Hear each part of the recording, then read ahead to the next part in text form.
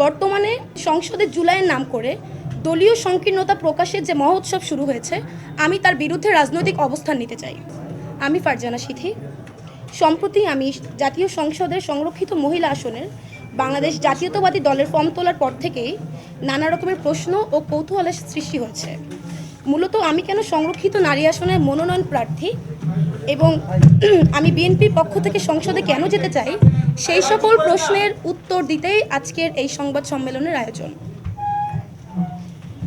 প্রথমত, আমি মনে করি সংরক্ষিত নারী আসন এমন একটি আসন যেখানে আসলে সেই সব জনপ্রতিনিধিদের উঠে আসা উচিত যারা দলমত নির্বিশেষে নারীদের স্বার্থ রক্ষার্থে কাজ করবে, সমাজে চলমান বিভিন্ন কাঠামোগত ও প্রত্যক্ষ নারী নিপীড়নের বিরুদ্ধে সংসদ ও সংসদের বাইরে লড়াই করবে।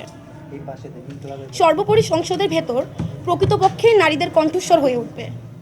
সেই জায়গা থেকে আমি নিজেকে যোগ্য বলে মনে করছি, কারণ আমি অতীতে নারীদের অধিকার নিয়ে সোচ্চার থেকেছি। নারীদের উপর হওয়া জুলুম নিপীড়নের বিরুদ্ধে আমার কণ্ঠ সবসময় জারি রেখেছি। আমি এমপি নির্বাচিত হলে নারীদের ক্ষুদ্র থেকে ক্ষুদ্রতর সকল সমস্যাকে জাতীয় সংসদে নিয়ে আসতে ওয়াদাবদ্ধ। একজন নারী হিসাবে আজকের এই সমাজে, আজকের এই সোশ্যাল এবং সাইবার এত বুলিংয়ের মধ্যে আমি নিজেই যেমনের ভুক্তভোগী, সেই সঙ্গে আমি ভুক্তভোগী হতে দেখেছি আমার পক্ষ, প্রতিপক্ষ এবং সকল স্তরের সকল প্রকারের নারীদের। দ্বিতীয়ত, বর্তমানে সংসদে জুলাইয়ের নাম করে দলীয় সংকীর্ণতা প্রকাশের যে মহোৎসব শুরু হয়েছে, আমি তার বিরুদ্ধে রাজনৈতিক অবস্থান নিতে চাই। এই জুলাই সাধারণ শিক্ষার্থীদের সাথে আমাদের নেমে আসার একটাই কারণ ছিল বৈষম্য, এবং আমাদের সেই আন্দোলনে সাধারণ মানুষের অংশগ্রহণের ফলে সফলতা পায়। দেশের অপমান মানুষ রাজপথে নেমে আসে এবং নারীরা থাকে তার সম্মুখ সারিতে। আমি সেই রক্তক্ষয়ী আন্দোলনের একজন সাক্ষী হয়ে বলতে চাই, জুলাই কোনো একক দল বা গোষ্ঠীর সম্পত্তি নয়। জুলাইকে কুক্ষিগত করার এবং জুলাইকে ব্যবহার করে বিভিন্ন প্রতিক্রিয়াশীল দাবি বাস্তবায়নের যে অপচেষ্টা চলছে, আমি তার বিরুদ্ধেই প্রতিবাদ হতে চাই। জুলাইকে কুক্ষিগত করে একের পর এক আমরা দেখেছি মুক্তিযুদ্ধকে আক্রান্ত করা হচ্ছে, সংবিধানকে আক্রান্ত করা হচ্ছে, মবকে লিগালাইজ করা হচ্ছে এবং সকল প্রকারের অরাজনৈতিক চর্চার যে শুরু হয়েছে, আমি তারই প্রতিবাদ, আমি তারই ভয়েস হয়ে সংসদে যেতে চাই। এবার আসি আমার জেলা নড়াইল নিয়ে। নড়াইল বীরের দেশ, নড়াইল বীরশ্রেষ্ঠ নূর মোহাম্মদ শেখের দেশ, নড়াইল SM সুলতানের জেলা, নড়াইল মধুমতি কাজলা চিত্রায় ঘেরা জেলা।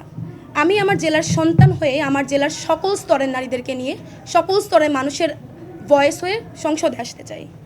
আমি আরও বলতে চাই, আমি আমার এই ক্ষুদ্র জীবনের তীব্র লড়াইয়ে যেভাবে প্রবাসী দেশের সাধারণ মানুষের আস্থা ও স্নেহের জায়গা পেয়েছি, আমি সকলের কাছে চিরকৃতজ্ঞ এবং আমি প্রত্যেকের ভয়েস তুলে ধরতে ওয়াদাবদ্ধ।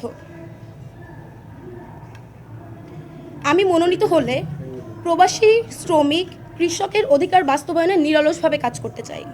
আমি ক্ষুদ্র মানুষ, আমার জাতীয় রাজনৈতিক অভিজ্ঞতা কম হলেও তৃণমূল এবং দেশের যে কোনো স্বার্থে, দেশের যে কোনো সংকটে আমি আমার সর্বোচ্চ শক্তি এবং আমার এই খালি দুই হাত নিয়ে পাশে থাকার চেষ্টা করেছি, লড়াই করার চেষ্টা করেছি এবং করব।